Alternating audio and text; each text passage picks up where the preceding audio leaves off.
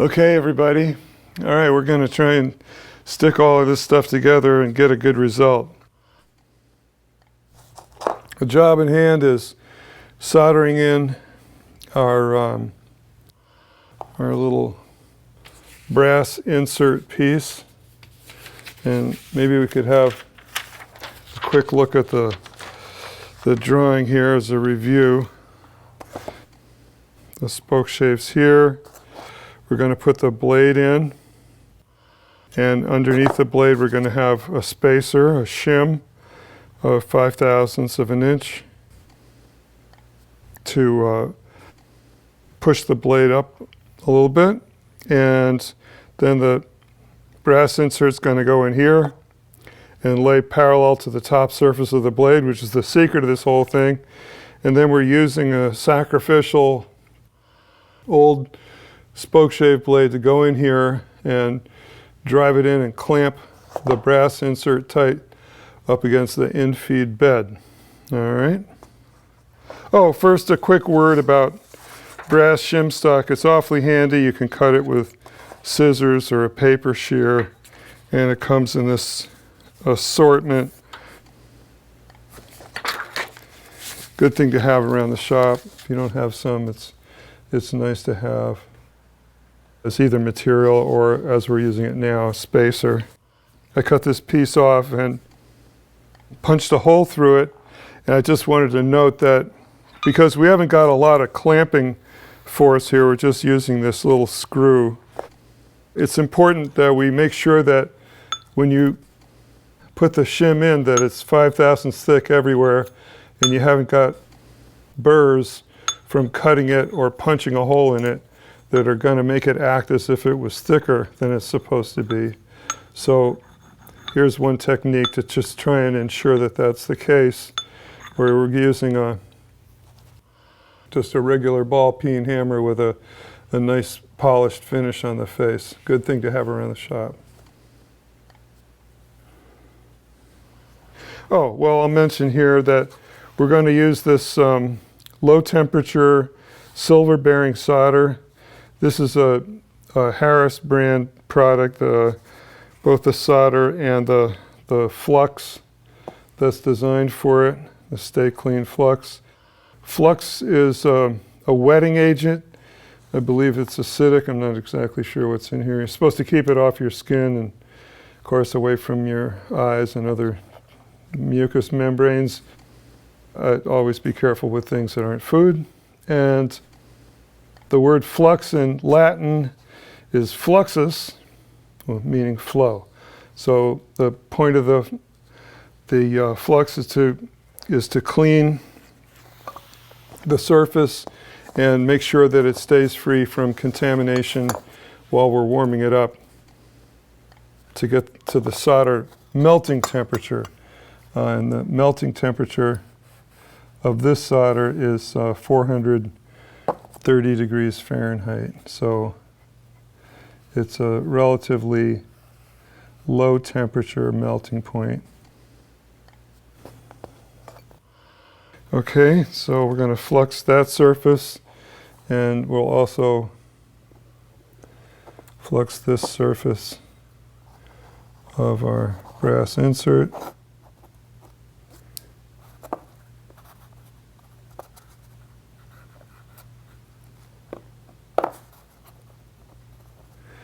All right, so first we're going to put the shim down, 5/1000 shim. I'm going to put this is the real blade that we're using. This is the Veritas Spokeshave blade that's a little thicker. This is the PM V11 steel, which I like so much, really a fantastic steel. I believe it's a powdered metal. That's the PM part. And then here's our sacrificial Spokeshave blade we're going to use for a clamp. And here's our brass insert that we've carefully shaped for the job. You can see I put a little chamfer on the top of this brass insert in order to help it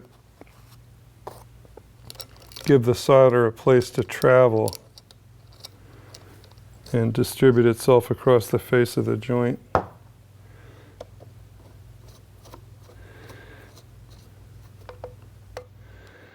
And I'm going to get that pretty tight, not super tight. We still want to be able to drive this top sacrificial blade there.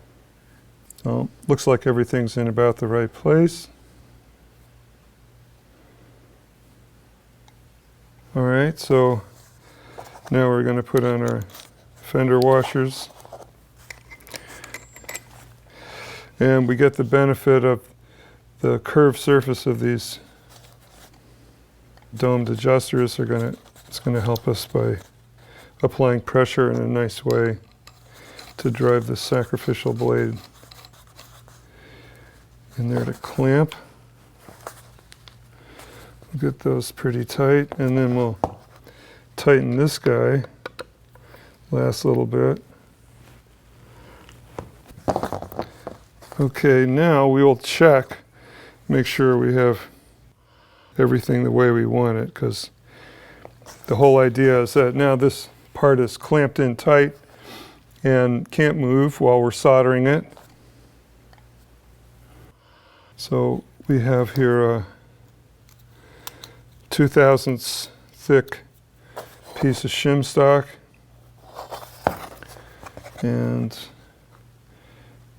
first we know that there's a little gap here. Remember, we made this a little bit hollow, and you can see that it's a little more than 2/1000 of an inch, and we can move it back and forth and see it's pretty well centered. That's what we decided when we were looking at it, when we were filing that original bedding surface for the blade. That's what we want. And then, of course, there shouldn't be any gap here between the blade and the brass insert, which looks actually excellent. It looks like it's just laying just the way we want. Of course, the whole point of this is to get these two faces to be perfectly parallel and touching during this operation. And then here's where we're going to introduce the solder. And we're looking here and we're seeing that the shim is going in, which is fine. We need a little place for the solder to go in. This is exactly what we want. So we have 2 or 3/1000 here, maybe a little less than 2 in the middle, and certainly a little like 2 maybe over here. So that's about right. I think I'm pretty happy with this. Make sure everything's nice and good.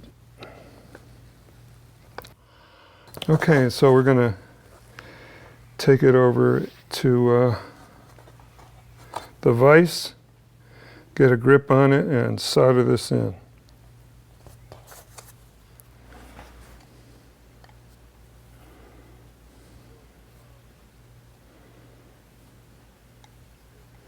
If any of you watched my vise thing, I showed this antique vise here, antique American vise, where if you pull this tapered pin out, the back jaw will swivel, and I think we'll be able to figure out how to get it to hold the spokeshave in a way that we like for this job.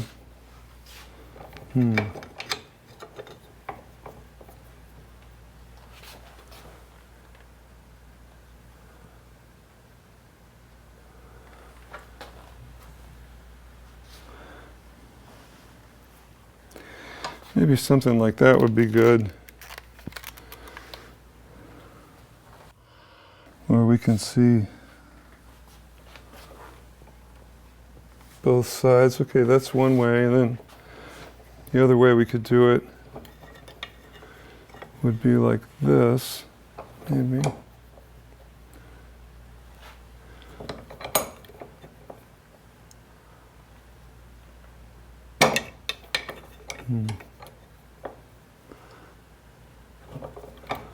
Oh, it's tricky clamping a casting.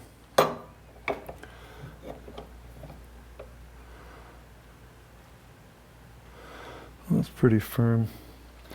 Now we can help ourselves out here by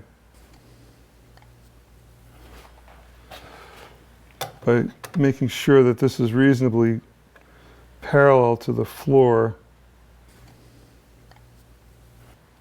so the solder doesn't run to one side or the other. So that's good and level. We're not going to need to touch this really.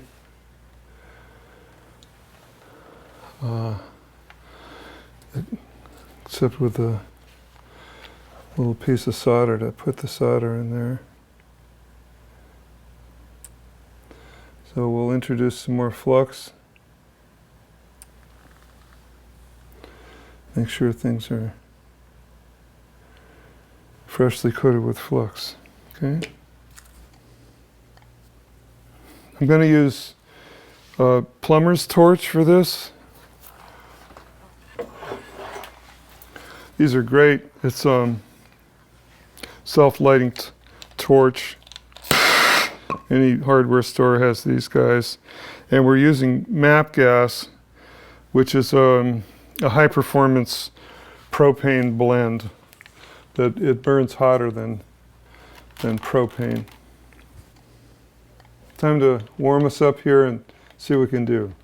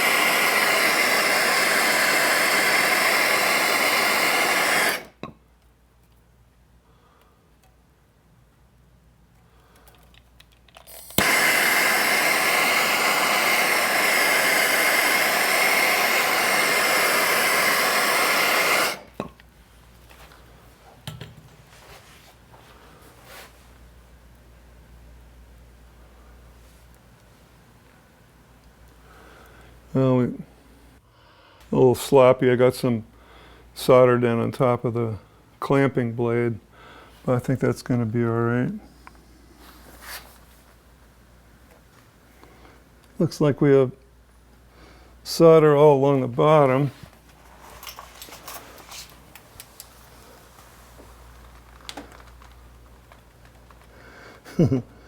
Certainly more than we needed. But that's okay, we're going to just let this cool the way it is. And that looks like a pretty good job. All right then, a little soldering. Okay, well, just about a minute later, we're seeing I fed too much solder in. We got this little blob over here on one side, which isn't what we wanted, but we're going to cut that all away anyhow when we curve the bottom. So I think we should be in Fat City here, and we'll just cool it off the rest of the way and take it apart.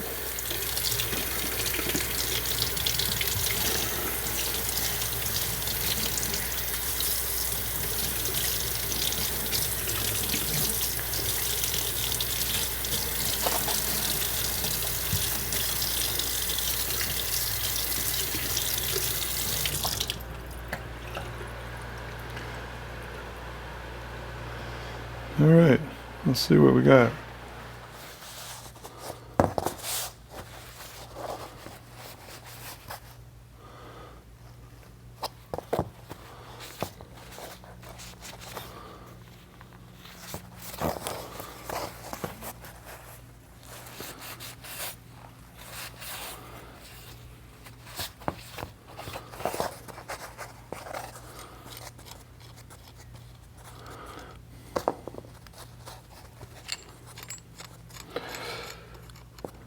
shouldn't be afraid to wet steel. If you do need to wet steel, you can make sure it doesn't corrode afterwards by spraying it with WD-40. Oddly, a lot of people don't know that WD-40 is not a lubricant, but rather a liquid designed to displace water, which is what WD means, water displacement. And 40, I guess, was their 40th attempt. So WD-40.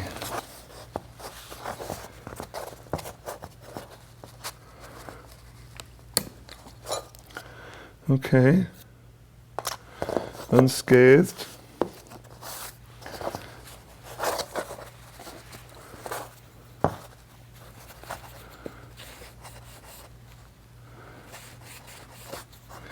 Well, that's great. So we've got, looks like we got a good bond. And our next job is going to be to curve the bottom of this